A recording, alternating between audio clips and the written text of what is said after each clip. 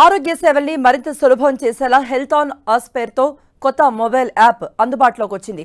హైదరాబాద్ లో జరిగిన app launch కార్యక్రమంలో జనసేన అధినేత నటుడు పవన్ కళ్యాణ్ ఈ యాప్ ఆవిష్కరించారు.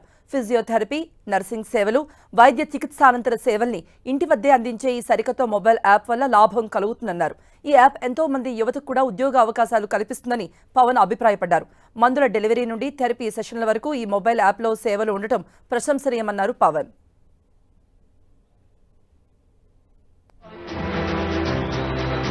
Which is now located in two areas so far. Hyderabad and Vizag with 14 spokes, ladies and gentlemen, offering amazing solutions for human suffering. With physiotherapy team on board and nursing staff on board, we are a team of total... ప్రత్యక్షంగా నేను చూశాను.